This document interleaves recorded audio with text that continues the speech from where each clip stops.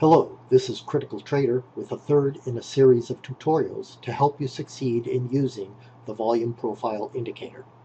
In this video, I will present a short overview covering the basics of how it operates in using volume at price calculations to render the volume profile histograms. First, to do this, I will open a chart and add the indicator to it so we can see the parameters available.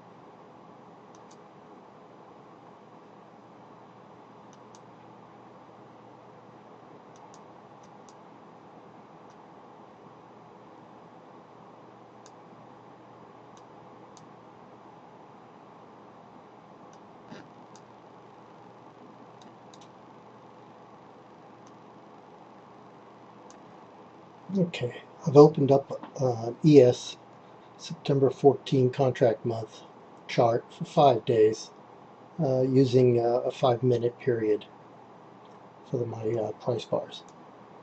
Let's expand that a bit.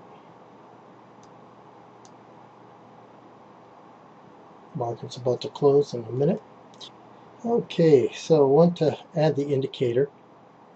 First thing you'll notice, it prompts for you to click OK to acknowledge that you have read and accept the text as stated found in these following links. I require you to read and agree to the license agreement, the notices, risk disclosure, and privacy statements that you'll find on the website. If you don't agree, click cancel, and then you won't be able to use the indicator. So in order to use the indicator, you must assert that you have read those documents. Since this is the first time we're adding this indicator, that's the reason why these pop-ups are showing up. After you've done it once, you will not have to go through these steps again.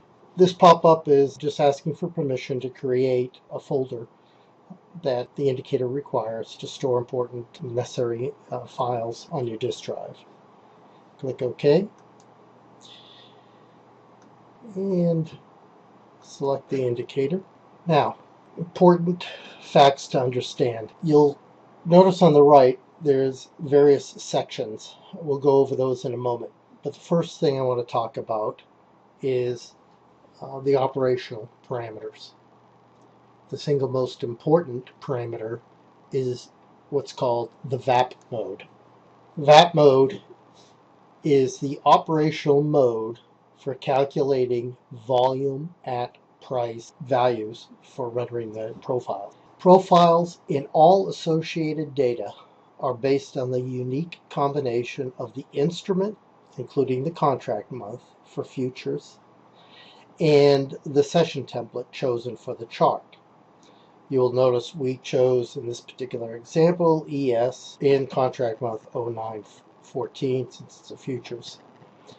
And I selected the CME US Index Futures RTH session template. Profiles and associated data should appear identical, irrespective of the type of price bars you are using in your data series, at least at the same point in time and at the close of the bar.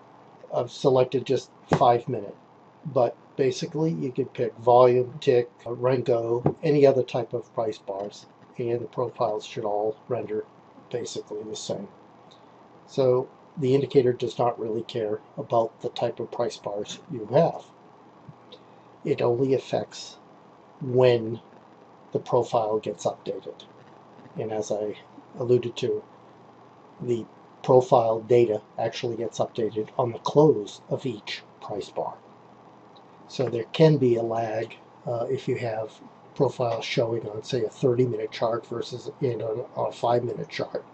Obviously, the 30-minute chart is not going to update the profile at the same period as a 5-minute chart would. So keep that in mind. So I have this operational parameter section open because that's the single most important, as I said. The indicator operates in one of three volume at price VAP modes. Use cache, the default as shown, use tick volume, or use minute volume. Use cache mode takes advantage of the tick volume based volume at price calculations that use tick volume mode would do without the delays of having to recalculate volume at price for the entire chart every time you refresh the chart. Use cache mode typically makes use of this tick volume VAP data for the most recent 60 to 90 days of chart data, and then uses minute VAP data for the chart data prior to that. Another advantage of use cache mode is that all micro composite and the full composite profiles can span periods of time as far back as you have saved cached VAP data. Otherwise, all session, micro composite, and full composite profiles will be restricted to the time of only the days appearing on your chart when operating in use tick volume or use minute volume modes. We will cover the steps in downloading existing VAP cache files from a user group shared folder, as well as building them yourself in a future video. One other item I want to point out, which should be kind of obvious at this point, since when we first started, you were prompted to acknowledge that it was okay to create this folder. This is called the CDA VolumeProfile home folder. You can override this value if you set a Windows environment variable called CDA_VP_home folder. The way you do that, I'll just briefly show you. Go to Control Panel, System, Advanced System Settings, Environment Variables, New, type CDA_VP_home folder. I typically save all my CDA VP files on my D drive instead of my C drive. So I'll go ahead and set that environment variable. Now, NinjaTrader will not read that environment variable until NinjaTrader is restarted. But when it does, restart, it will automatically update this folder location to reflect the value of that environment variable. So if I shut down NinjaTrader now and start it back up again, you'll see that this is now would be now D:\/CUVO. I'm not going to do that at this time. Let me just quickly show you what it would look like with all the defaults set as they are. If I click OK and use cache mode, you'll see some lines illustrating the initial balance areas, the mid, the high, and the low, and the open. Those will appear because they're rather independent of drawing profiles. But you should notice there are no profiles. Pretty obvious.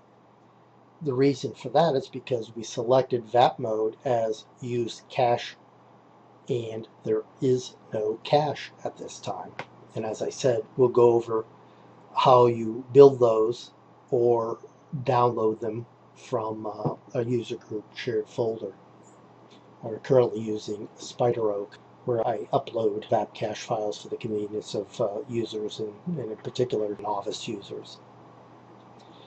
If I go back in, I just want to show you what happens if we select use minute.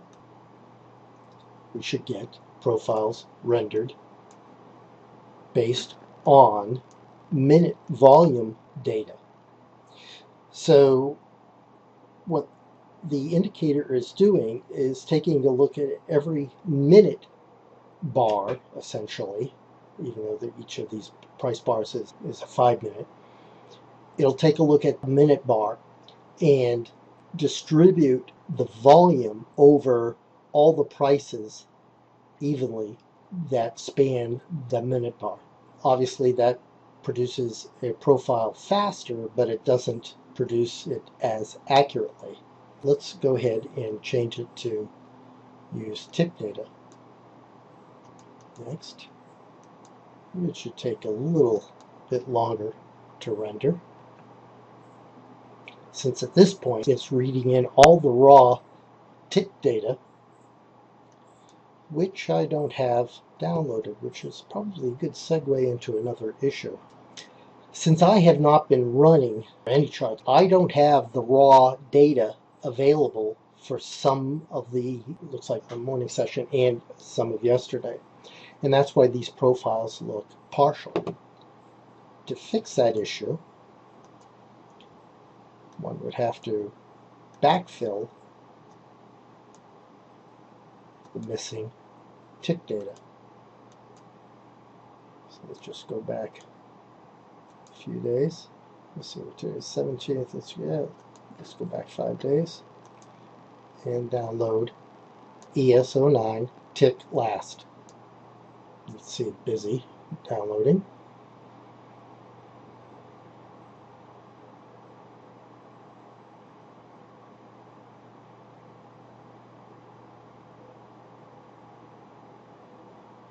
Alright, it's done. Refresh, and they should render fully. There we go. You'll notice that there's a lot more detail on this profile using tick volume versus minute volume. The other thing you should notice is that the full composite outline shown here only spans to the beginning date of the data series I have on the chart, and the earliest date is the 14th. So that's one of the disadvantages of using either use tick volume VAPMode or use minute volume VAPMode. You'll be limited to the span of time for your composites. Now, that's not really a problem, since use cache mode is the more preferred mode to operate in anyway, and provides you with all the accuracy of use tick volume for as many days back as you want to cache, and then it essentially would use a minute volume for the days prior to the tick volume that you have cached. We'll get into showing you what that looks like in later. At this point in the overview, I simply wanted to kind of introduce you to the operational modes so that you're aware of that basic way it works. This concludes the third video in the Getting Started section of the tutorial. In the next video, I will present a brief overview of the layout of the parameters you will need to learn about to take advantage of the many customizable features you will want to use to set up the look and behavior of the volume profile indicator in your charts. Thank you.